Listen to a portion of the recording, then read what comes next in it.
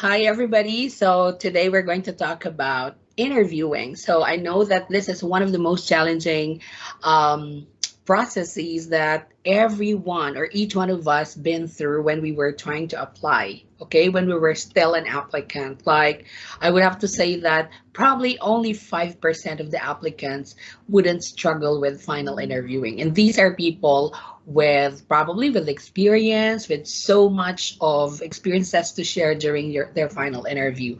So, and this is what are we going to talk about since 95% of us were all victims of the final interviewing.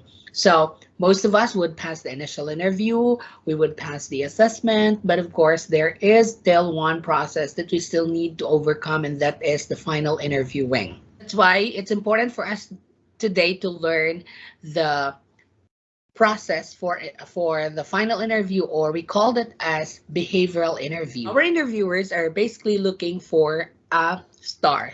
There are two types of stars that they are looking for, the negative star and the positive star. So of course, you will get hired if you will be able to give them the positive star. Let me define what is a star. Star is a type of a thought organization technique, which is for questions about past experiences or situations. So basically, a star stands for S and T for situation or task, action for A, and R for result. So this is just like the abbreviation or the acronym, okay, for situation or task, action, and the result. So during the final interview, we should be avoiding sharing things that are related to our personal experiences, like your love life, family, or anything that might make you cry during the interview. So personal issues or personal affair or personal experiences are supposed to be avoided during the conversation on your final interview. So what are we going to talk about is our past experiences with our school, from our past school or from our past jobs. So like what I've mentioned earlier, STAR is an abbreviation for situation, task, action, and then the result. How do we use this in the interview? During the beginning of the interview, usually recruiters would start asking questions like basic information, like usually they would ask you to introduce yourself or tell something about yourself. Then after that, you will be hearing questions and they will transition to behavioral questions. Okay? So again, behavioral questions are the type of questions being used during your final interview.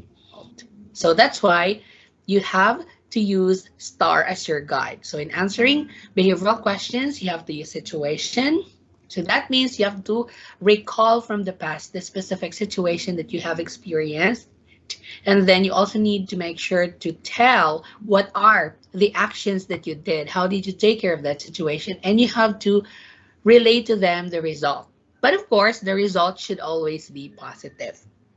So during the final interview stage, what they are checking this time is actually not your personal background, because that's already being done during the initial interview, but their concern on the final interview is your behavior, okay? Your skills or your competency, how competent you are. All of the customer service type of questions wherein we can gauge someone's ability to take care of a person or a customer is we usually ask questions. Tell me about a time when you had to deal with a difficult person. So all you need to do is to get back from your previous experience as a student.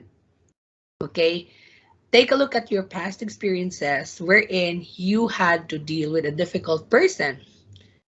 So that can be your classmate or that can be your professor.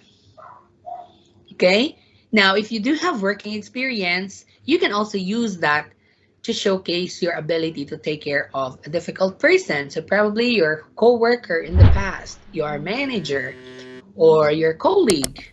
Okay, if you've worked as a service crew during your college, when you were working as a part-time student, it is okay to ask permission from your recruiter to think of your answer first. So during the interview, you can just ask, oh, is it okay if you give me a few seconds to think and recall the situation that I've experienced in the past? This time, you have to be careful with your tenses because you are talking about the past. So verb tense is very important. So you have to say, I remember a time when I was still working as a service crew at McDonald's. I had a customer who was rude to me. So that's your situation. Now you have to transition right away to the action. So what's action? What did you do to take care of that customer? So you say, what I did was I listened to that customer while taking her order. I made sure that I carefully um, got the orders, and I also made sure to apologize and tell the customer that there will be a delay of for the order because the customer would be needing to wait for a couple of minutes for her order to be processed. So the customer was still not nice to me, but I patiently assisted the customer. So that's your task. And the result was the customer understood and the customer said that she will just wait. Though she's still mad at me because she said that she doesn't want to wait. But the good thing is we were able to place the order and process the order, and the customer somehow is satisfied because she left without having any complaint anymore. So that's it. So I gave a perfect answer because I have my situation, I have my task, and I have my result. Please make sure to provide a short, concise, and simple answer. Do not talk too much and do not give long answers because your recruiters might get bored of listening to you. Okay? So again, remember, less talk, less mistakes. So let me call someone to answer the same question. Can you share to me a time when you effectively handled a difficult person? Carl. Um, I remember a time when I was in college. We had this prof. He has he demands a lot on our so in our section, but not only not only in our section, but everyone that he's handled with. He's a major subject, so we understand. He wants us to wear uniform and speak English when presenting in front. And also there are times that we, for example, in Wednesday we have an PE subject in the morning, then we have his subject at the afternoon, and we need to change our clothes from PE uniform into the uniform. But of course, the subject was PE. We were full of sweat, and maybe some of us will have a odor, but still we need to wear that. And but of course, he's the professor.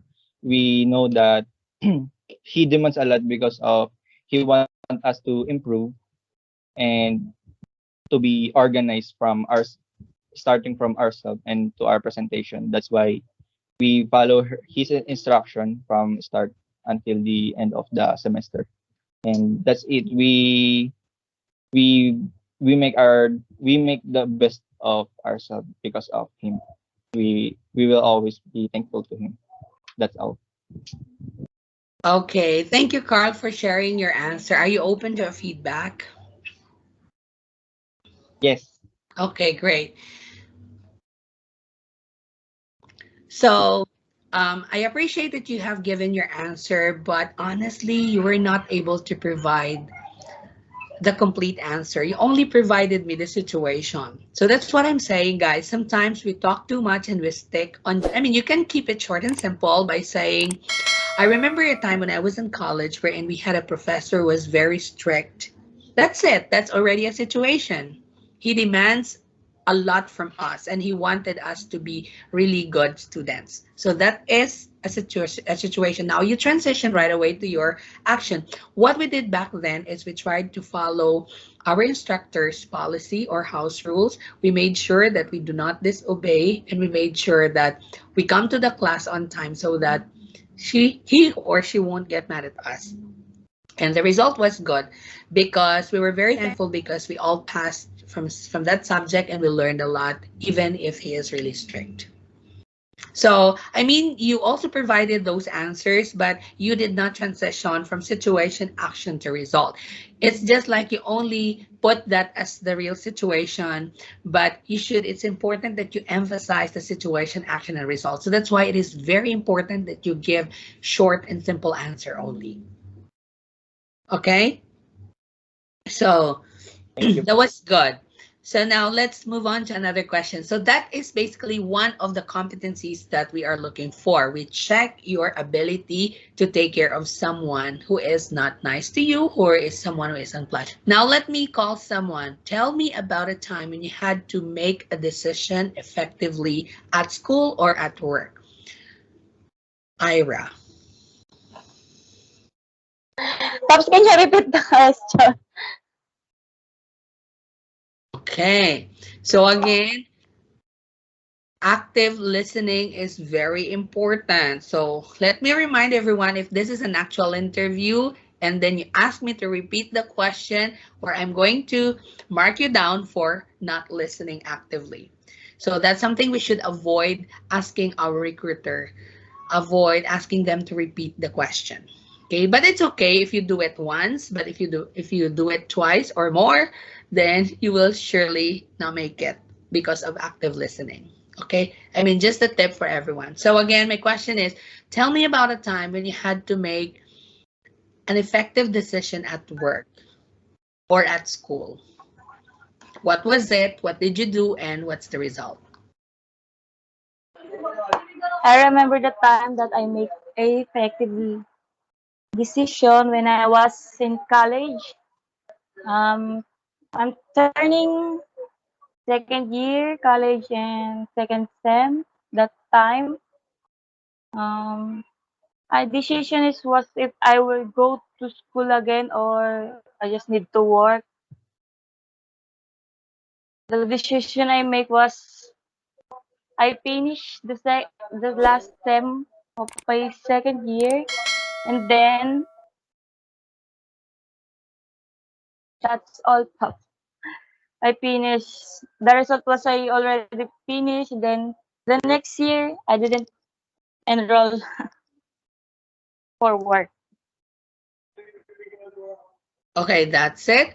So do you think Ira gave a complete star, a complete answer? Yes or I, no? no, I don't think so. So for me, Okay. it's kind of 50-50. All right. I only heard the situation, and then action is not cleared and there's no result. Okay. If there is a result that was really negative because I ended up not enrolling, you can always say that, but you can always make sure to divert it to a positive result. So, how do you answer that question? I mean, your situation is that making a decision between work or continuing your studies, right? So, you can answer that question by simply saying, I remember back then when I had to make a decision between working and at the same time continuing my studies. It was very difficult for me to make a decision of working and at the same time quitting my studies. But I ended up quitting my studies because I needed to work and I needed to do something for me to be able to help for my family. So that's why I prioritize of working over finishing my studies. And the result was somehow good, though I stopped my studies, but it was good because I was able to support my family. So as simple as that and as short as that. Okay? Share to me a time when you felt disappointed at school or at work. When was that? How did you deal with the situation? And tell me the result. So I want to hear the answer from Joey. Okay, sir. Okay, Pops. Situation, Just a task. sec. Just a second, Pops.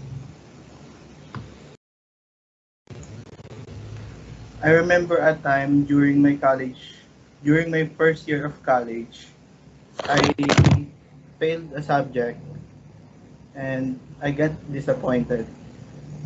What I did is that I talked to my professor and asked him what did I do wrong to fail his class. And after he told me, I applied it on on the same subject when I retake it, and then as a result, I passed the subject, and now I'm a graduate. Okay. Did he give a complete star? Yes or no? Yes. Yes, Pop. Okay. Very good. That is a complete star. It's a good star. And I'll take that as a great answer. Okay, there is a situation, and then you transition right away to the action and you tell us the result right away. So you did not beat around the bush, you provided everything quick, simple, and short. Thank you, Pops. Okay, so that's it. So that is an example of a complete star. So that's it. So just always remember the importance of using the star. So always start your answer by saying, I remember a time, transition it to what I did was, and the last is, then the result was. So these three, if you would always use these three together, you will surely get the job.